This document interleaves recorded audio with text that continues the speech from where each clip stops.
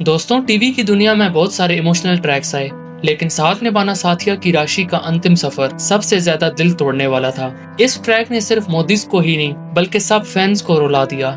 सब कुछ शुरू होता है एक मिसअंडरस्टैंडिंग से, जहां गोपी अपनी बहन राशि को समझाने की कोशिश करती है, लेकिन राशि बार बार उसे गलत समझती है और इस बीच एक बड़ी मुसीबत उनके घर में दस्तक देती है।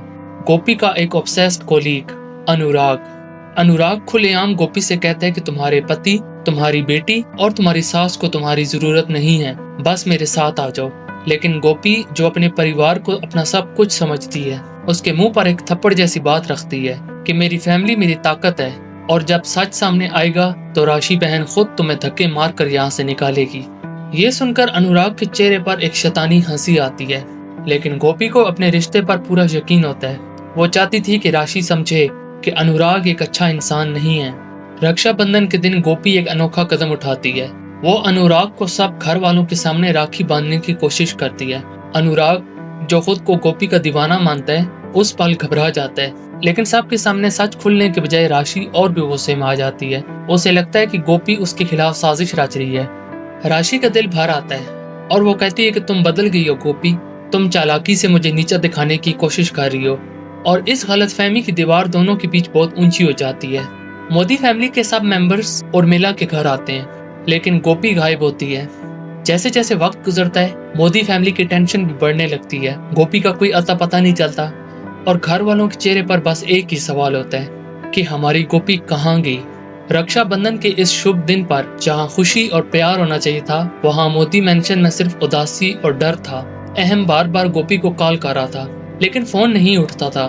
और फिर जब घर वाले वापस आते हैं तो उनका पूरा घर बिखरा हुआ होता है। हर कोने में बस खामोशी ही थी, लेकिन गोपी कहीं भी नहीं थी। जब अहम और जिगर ढूंढते ढूंढते थक जाते हैं तो सबको एक चीज समझ आ जाती है कि कुछ तो गड़बड़ है। राशि के दिल में भी एक गिल्ट जागता है। उसे याद आता है कि गोपी ने उसे अनुराग के बारे में कुछ बताया था और वार्न भी किया था, लेकिन उसने अपनी बहन की बात इग्नोर कर दी।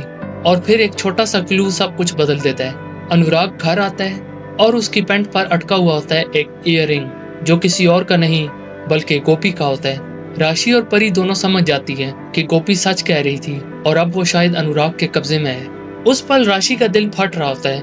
उसे लगता है कि उसने अपनी बहन की बात मानकर पहले ही उसे बचा लेना चाहिए था, लेकिन अब वक्त हाथ से गुजर चुका है। राशि कोकिला को लेकर मंदिर जाती है और वहां जाकर सबूत दिखाती है, गोपी का ईयररिंग। कोकिला का गुस्सा बढ़ता जाता है और वो कहती है कि ये वो शख्स है जिसने मेरी गोपी बहू को छुपाया है। और दूसरी तरफ अनुराग अपनी ही दुनिया में खोया हुआ होता है। मन ही मन में वो सोचता है कि आज गोपी सिर्फ मेरी होगी, मैं उसे कभी भी अकेला नहीं छोड़ूंगा। मोदी परिवार का डर और गुस्सा बढ़ता ही जा रहा था। कोकिला को यकीन होता है कि अनुराग ने गोपी को किडनैप किया है।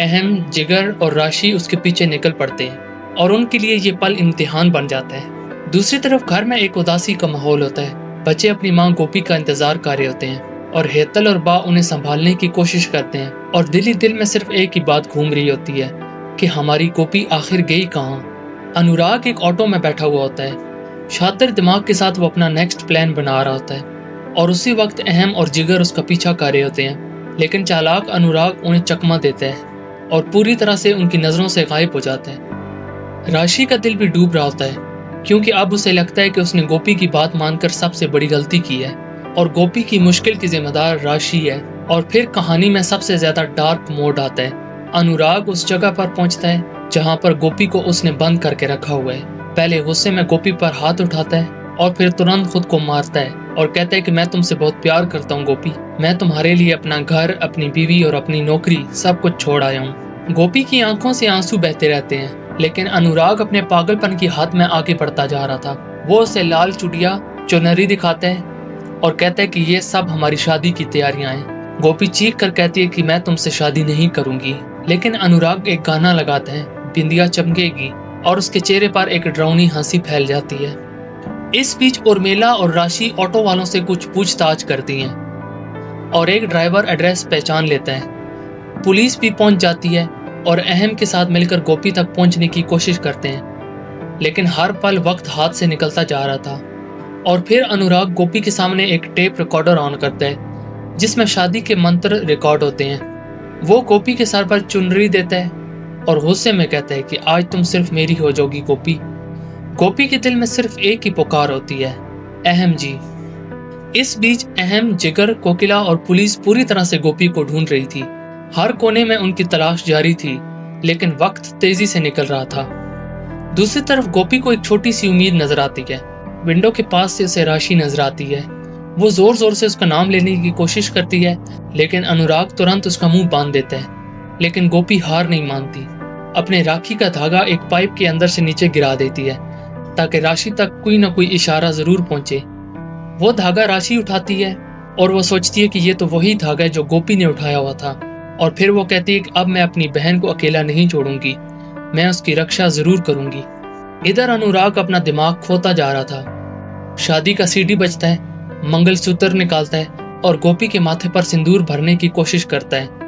लेकिन तभी राशि विंडो तोड़कर अंदर घुस आती है, एक जोर से झटका मारती है और अनुराग के हाथ से सिंदूर बिखर जाता है।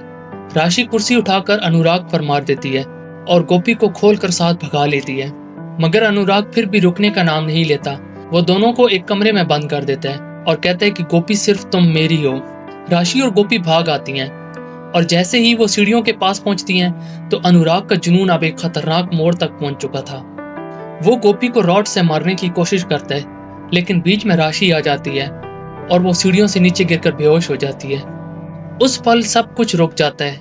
जिगर, गोपी, अहम, कोकिला सब दौड़ कर आते हैं। पुलिस भी अनुराग को अरेस्ट कर लेती है। एम्बुलेंस में सब लोग बहुत परेशान होते हैं। गोपी आंसू बहाते हुए कहती है कि राशि बहन उठिए, आपको कुछ नहीं होगा। राशि धीरे से आंखें खोलती है और एक कमजोर मुस्कान के साथ कहती है कि गोपी मुझे माफ कर देना, मैंने हमेशा तुम्हें बहुत तंग किया है और तुम पर विश्वास नहीं किया, तुम हमेशा सही थी। गोपी उसे संभालती है और कहती है कि ऐसी बात मत करो, हम घर जाकर बात करेंगे।